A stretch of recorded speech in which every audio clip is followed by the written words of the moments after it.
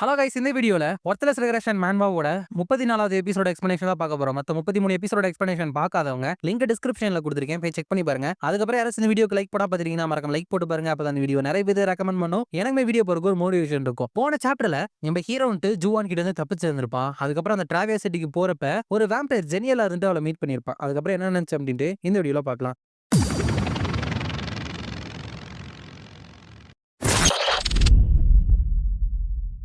சாப்டரோட ஸ்டார்டிங்லயே அந்த ஜெனியலாவை பத்தி void monarch நம்ம ஹீரோ கிட்ட ஏற்கனவே சொல்லியிருப்பான். நான் சொன்னல ஒரு கிரேசியான உமன் இந்த சிட்டில இருப்பான்னு சொல்லிட்டு, அவ அந்த ஜெனியலா தான். அந்த கிரேசி உல்ஃப் ஜூவான் இருந்துட்டு பர்சக்கா போகாத வரைக்கும் அவன் வந்துட்டு ரொம்பவே குவைட்டா காமா தான் இருப்பான். ஆனா அந்த ஜெனியலா இருந்துட்டு எந்த ஒரு அண்டர்ஸ்டாண்டிங்குமே இல்லாம தான் நடந்துப்பா. பட் அந்த ஜூவான் கிட்ட என்னோட டெமானிக் பவர் இருந்துட்டு ஸ்டில் அப்படியே தான் இருக்கு அப்படின்னு காமிச்சதுக்கு அப்புறம் உன்னை தேடி அவ வருவாளா அப்படிங்கிறது வந்துட்டு டவுட் தான். இன் எனி கேஸ் நீ வந்துட்டு ஜெனியலாவை அவாய்ட் பண்ணணும் அப்படின்னு தான் சொல்லியிருப்பான். பட் என்ன பண்றது, இப்ப அவ ஸ்ட்ரைட்டா நம்ம ஹீரோ தேடியே வந்திருப்பா. நம்ம ஹீரோ வந்துட்டு இதை எதுவுமே பண்ண மாட்டான்ல அந்த வாய்டு மொனாக்ரன்ட்டு சொன்னா அப்படின்னு நினைச்சிட்டு, நீ தான் ஜெனியலாவா அப்படின்னு கேக்குறப்ப அவர்கிட்ட, ஓ என்னை பத்தி ஆல்ரெடி உனக்கு தெரியுமா, உன்னோட கையில என்ன வாய்டு மொனார்க்கா, அவன் தான் உன்ட்ட சொன்னானா, உன்னை பத்தி நான் ஜூவான் கிட்ட இருந்து கேள்விப்பட்டேன். பட் அவன் சொன்னது எல்லாமே உண்மைதான் போல. உண்மையிலுமே ரொம்ப மோசமா நீ வீழ்ந்து போயிட்ட வாய்டு மொனார்க். நீ வந்துட்டு ஒரு காலத்துல சவுத்துல இருந்த நைட்மேர் அப்படின்லாம் கூப்பிடப்பட்டல அப்படிங்கிறப்ப வாய்டு மொனார்க் ஓ லிட்டில் கேர்ள் நீ வந்துட்டு ரொம்ப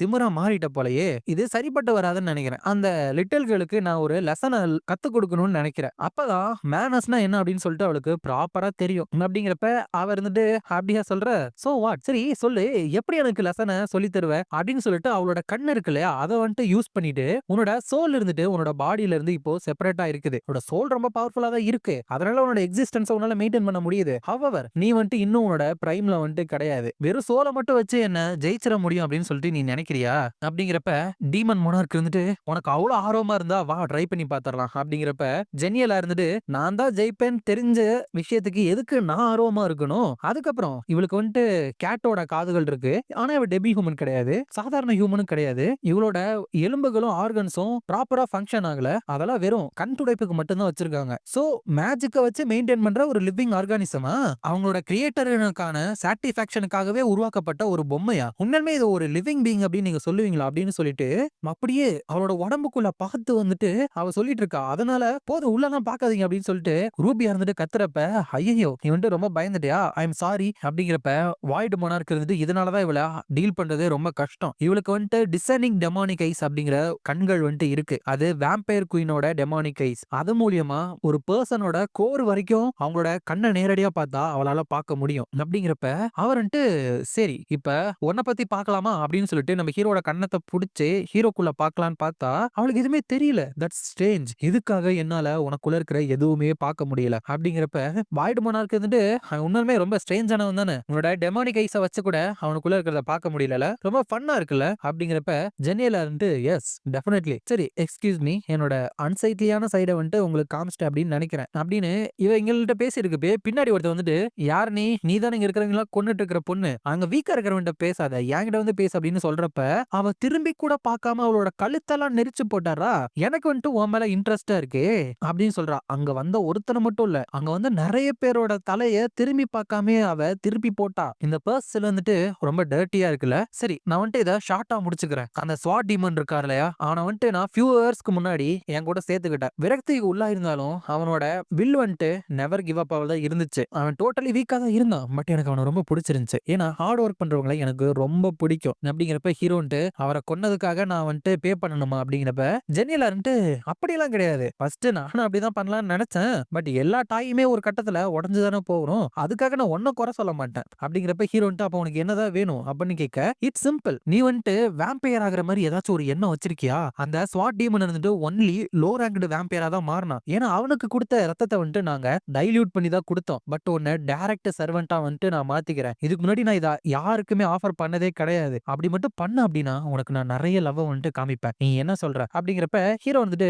நோ தேங்க்ஸ் அப்படின்னு சொல்றப்ப ஜெனியலா வந்துட்டு, அப்படின்னா என்ன பண்ணாலும் ஒத்துக்க மாட்டேன் போல, சரி இப்போதைக்கு இதுவே போதும் அப்படின்னு சொல்லிட்டு மனசுக்குள்ள இவன் உடனே ஒத்துக்கிட்டு இருந்தா நான் டிசப்பாயிண்ட் தான் ஆயிருப்பேன். ஆல்தோ இவனோட கண்ணு மூலியமா இவனுக்குள்ள இருக்கிற விஷயங்களை என்னால பார்க்க முடியலனாலும் சாதாரண மனுஷங்களால என்டூர் பண்ண முடியாத அளவுக்கு டைமை வந்துட்டு இவன் ஸ்பெண்ட் பண்ணியிருக்கான். ஆல்சோ அவ்வளோ டைமை இவன் ஸ்பெண்ட் பண்ணியிருந்தான் அப்படின்னா இவனோட கண்ணை வந்துட்டு அப்படியே தளராம இருக்கணும். இருந்தாலும் எந்த டைம்ல வேணாலும் அது பிரேக் ஆகுற மாதிரி எதுக்காக இருக்கு? இன்ட்ரஸ்டிங். டீமன் ஸ்பியர், நான் உன்ன மறுபடியும் பார்ப்பேன். எனக்கு வந்துட்டு ரொம்ப ஈஸியா சப்மிட் ஆயிராத அப்படின்னு நினைச்சிட்டு உன்னை அப்புறம் பார்க்குறேன் அப்படின்னு சொல்லிட்டு அங்கிருந்து போறப்ப ஹீரோ வந்துட்டு இப்ப என்ன நடந்துச்சு அப்படின்னு கேட்க, வாய்டு மோனாக்குன்ட்டு வேற என்ன, அவ வந்துட்டு உன் மேல ஆசை வைக்க ஆரம்பிச்சிட்டா. அவ வந்துட்டு அப்படிதான் பெர்வர்ட்டா நடந்துப்பா. அவ பிடிவாதக்காரி. மறுபடியும் உன்கிட்ட ஆஃபர் பண்றதுக்காக வருவா. ஒரு மோசமான சிச்சுவேஷன்ல நீ விழுகிறப்ப அப்படிங்கிறப்ப ஹீரோ வந்துட்டு அவ எவ்வளவு ஸ்ட்ராங்கானவ அப்படிங்கிறப்ப வாய்டு மோனாக்கு இருந்துட்டு அவ தான் இது வரைக்கும் நீ பார்த்த எல்லா ஆட்களிலுமே செகண்ட் ஸ்ட்ராங்கஸ்ட் அப்படிங்கிறப்ப ஹீரோ வந்துட்டு செகண்ட் ஸ்ட்ராங்கஸ்டா, அப்ப ஃபர்ஸ்ட் ஸ்ட்ராங்கஸ்ட் யாரு அப்படின்னு கேட்கிறப்ப வாய்டு மோனார்க்கு வந்துட்டு நான் தான் அப்படிங்கிற மாதிரி சிரிக்குது. ஹீரோ வந்துட்டு ஓ ரைட் அப்படிங்கிறப்ப நான் இதுக்கு தான் சொல்றேன் நீ வந்துட்டு ஒரு டீமனா மாறணும்னு அப்படிங்கிறப்ப ஹீரோ வந்துட்டு எதுக்காக உங்களை மாதிரி ஆளுங்க எல்லாமே உங்களை மாதிரியே மான்ஸ்டரா மத்தவங்க மாற சொல்றீங்க அப்படின்னு கேட்டு பேசியிருக்கப்பே இது எல்லாத்தையுமே அந்த இடத்துல ஒரு காக்கா உட்காந்து பார்த்துட்டு இருக்கா. அவன் காக்கா மூலியமா அந்த பிரஸ்கர் லிச் இருக்கான் இல்லையா, அவன் தான் இருந்துட்டு ஹீரோ பார்த்துட்டு உன்னை கண்டுபிடிச்சிட்டேன், அவன் இந்த சிட்டிக்குள்ள என்டர் ஆயிட்டான், இங்க பாரு ஐனே நான் உன்னதான் கவுண்ட் பண்ணிட்டு இருக்கேன் அப்படின்னு சொல்றான். அதோட இந்த சாப்டர் வந்துட்டு முடியுது. நெக்ஸ்ட் சாப்டர்ல யாரோ ஒருத்தவங்களோட பாயிண்ட் ஆஃப் வியூ, அதாவது அவங்க என்ன பாக்குறாங்களோ அதை தான் வந்துட்டு நமக்கு காமிக்கிறாங்க. அப்ப அவன் போறப்ப வழியில நிறைய பேர் இருந்துட்டு இருக்காங்க. ஆனா அவன் அட்டாக் பண்ண வந்த ஒருத்தனை வெறும் கையிலே இருந்துட்டு அடிச்சு கொன்னுட்டான். இன்னொருத்தன் வந்துட்டு ஸ்வாட வச்சு அட்டாக் பண்ண வரானா அவனோட மூஞ்சில இருந்துட்டு பொங்குன்னு ஒரு குத்து குத்திட்டான். இந்த மாதிரி அங்க இருக்கிற நிறைய பேத்த ஒருத்தர் வந்துட்டு கொன்னு போட்டுட்டு நான் வந்துட்டு இப்ப எவ்வளவு நாளைக்கு கண்ட்ரோல் இல்லாம இருந்தேன்னு தெரியலையே, இது வந்துட்டு ஸ்னோ சிட்டி ட்ரெவியா தானே, எப்படி நார்த்ல இவ்வளவு தூரத்துக்கு நான் வந்தேன் அப்படின்னு அவன் நினைச்சிட்டு இருக்கப்பதான் முன்னாடி பாக்குறப்ப நம்ம ஹீரோவும் ஐனேவும் இருந்துட்டு சண்டை போட்டுட்டு இருக்காங்க. அப்ப இவன் வந்துட்டு ஒரு டென்டக்கல் மான்ஸ்டர் கேர்ள், அதுக்கப்புறம் ஒரு ஸ்பியர் மேனா அப்படின்னு சொல்லிட்டு ஒரு ஈவில் ஸ்மைல் இருந்துட்டு போறான். சோ இந்த விஷயங்கள்லாம் நடக்கிறதுக்கு முன்னாடி ஜென்னியலாவை ஹீரோ வந்துட்டு பார்த்து கொஞ்ச நாள் ஆனதுக்கு அப்புறம் ஹீரோ வந்துட்டு அந்த ஜாங்கியூன் இருக்கான்ல அவனை வந்துட்டு அந்த டிராவியா சிட்டில மீட் பண்றான். எப்ப பார்த்தாலும் ஹீரோவை மீட் பண்ற மாதிரி தான் இருக்கு. அவனுமே அதான் சொல்றான், நிறைய அன்எக்ஸ்பெக்டடான என்கவுண்டர்ஸ் வந்துட்டு நமக்குள்ள நடக்குதுல, அந்த ஸ்வாட்டிமனை கொன்னதுக்கு அப்புறம் ஃபர்ஸ்ட் டைம் இப்பதானே நம்ம மீட் பண்றோம் அப்படிங்கிறப்ப ஹீரோ வந்துட்டு அப்ப டிசைபர் ஆனதுக்கு என்ன மன்னிச்சிரு அப்படிங்கிறப்ப, வெல் உனக்குன்னு ஒரு சுச்சுவேஷன் இருந்திருக்கும் அதனால நீ போயிருப்ப அப்படிங்கிறப்ப, சரி நீ என்ன பண்ணிட்டு இருக்க இந்த சிட்டில அப்படின்னு ஹீரோ கேட்க, ஜாங்கினர் வந்துட்டு சும்மா சுத்தி பார்க்க வந்தேன் அப்படிங்கிறப்ப ஹீரோ வந்துட்டு சுத்தி பார்க்குற அளவுக்கு இந்த இடத்துல என்ன இருக்குது, வெறும் பணங்கள் தான் இருக்குது அப்படிங்கிறப்ப ஜாங்கினர் வந்து எனக்கு அது இம்ப்ரெசிவா தான் இருக்கும். சரி நீ இந்த பிரெடேட்ஸை பத்தி கேள்விப்பட்டியா, உன்னோட ரியாக்ஷன் வச்சு பாக்குறப்ப அவங்கள பத்தி நீ கேள்விப்பட்டிருப்ப போல. அந்த இன்ஹியூமன்ஸ் இந்த மனிதர்கள் உலகத்துல மனிதர்களையே சாப்பிடக்கூடியவங்க, அவங்களோட மூவ் வந்துட்டு அவங்க மேக் பண்ணிட்டாங்க. அதுல இருக்கிற சில பேர்கிட்ட இந்த ஏரியா உலகத்திலேயே டாப் ஸ்ட்ராங்கஸ்ட்ல இருக்கிற அளவுக்கு பவரை வந்துட்டு வச்சிருக்காங்க. அவங்க ஸ்ட்ரென்த் லெவலை வச்சு எந்த நேரத்திலுமே பிளட் ஹெவன்லி அலையன்ஸ் வந்துட்டு அவங்களால கம்ப்ளீட்டா எரேஸ் பண்ணிட முடியும். அந்த மாதிரி இருக்கிற பீப்புள் இருந்துட்டு இப்ப டிராவியால மூவ் பண்ண ஆரம்பிச்சிட்டாங்க. இவ்வளவு நாளைக்கு அவங்க பிளட் ஹெவன்லி டீமனை வந்துட்டு இந்த இடத்த ரூல் பண்ண வச்சு பிஹைண்ட் த சீன்ஸ் வந்து எல்லாமே பண்ணிட்டு இருந்தானுங்க. பட் அந்த பிளட் ஹெவன்லி டீமன் வந்துட்டு டிஃபீட் ஆனதுக்கு அப்புறம் நிறைய டெமானிக் ஹியூமன்ஸ் இருந்துட்டு இந்த இடத்துக்கு மூவ் பண்ணி இந்த உலகத்தோட ஆர்டரை டிஸ்ரப்ட் பண்ண போறோம் அப்படின்னு சொல்லிட்டு அனௌன்ஸே பண்ணிட்டாங்க. சோ அந்த பிரெடேட்டர்ஸ் இருந்துட்டு ரொம்ப நாளா நினைச்சிட்டு இருந்தா அவங்க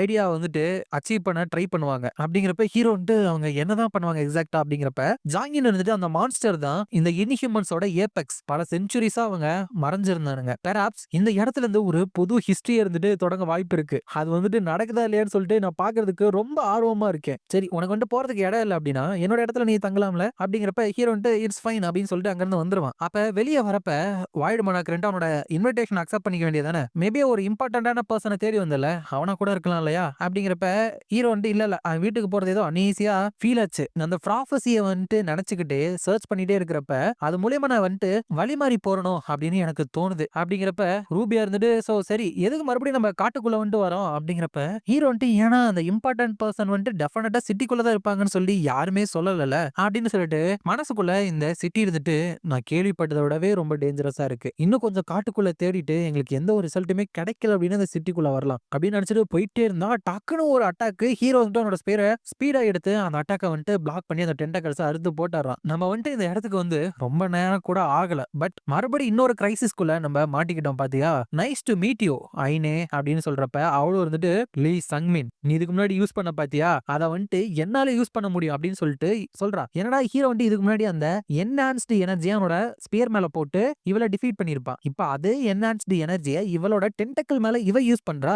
ஹீரோ வந்துட்டு முடிவே இல்லாத மானா, அதுக்கப்புறம் ரீஜெனரேஷன், அன்பிரெடிக்டபிளான டென்டக்கலர்ஸோட அட்டாக்ஸ், இப்ப இவகிட்ட என்ஆர்சி எனர்ஜி வேற இருக்கா, சூப்பர் அப்படின்னு நினைக்கிறப்ப வாய்டு மோனார்க்கு கிட் உனக்கு பவர் ஏதாச்சும் அப்படிங்கிறப்ப ஹீரோ அதை ஸ்டார்ட் பண்ணாத, இதை வந்துட்டு நானே பண்ணிக்கிறேன் அப்படின்னு சொல்லிட்டு அவங்க 2 பேரும் சண்டை போட அந்த நேரத்துல தான் ஆரம்பிச்சிருக்காங்க. அதுக்கப்புறம் தான் புதுசா ஒருத்தன் வந்து பார்த்திருப்பான். ஆனா இவங்க 2 பேத்தையுமே வந்துட்டு வெறும் 2 கையை வச்சு ஈஸியாவே அடிச்சு போட்டுட்டு நானுமே உங்க கூட ஜாயின் பண்ணிக்கிட்டுமா கிட்ஸ் அப்படின்னு கேட்க ஹீரோ யாருவன் சடனா இன்டரப்ட் ஆனா 2 பேத்தையும் ஒரே நேரத்துல வெறும் கையை மட்டுமே வச்சு அடிச்சு போட்டான் அப்படின்னு நினைக்கிறப்ப அங்க வந்தவன் வந்துட்டு நான் தான் கிரேசி ஹெவன்லி டீமன் பியாக் வான்பே அப்படின்னு சொல்றான். ஏற்கனவே பார்த்திருப்போம் மொத்தம் 3 ஹெவன்லி டீமன். ஒன்னு நம்ம விஜி, ரெண்டாவது பிளட் ஹெவன்லி டீமன், இப்ப அவன் கை இல்லாம கிடக்கான். மூணாவதா சொன்ன அந்த கிரேசி ஹெவன்லி டீமன் இவன் தான். இதோட இந்த சாப்டர் இருந்துட்டு முடியுது. இந்த வீடியோ பிடிச்சிருந்தா மறக்காம லைக், ஷேர் அண்ட் சப்ஸ்கிரைப் பண்ணிருங்க. உங்களை நான் அடுத்த வீடியோல பாக்குறேன்.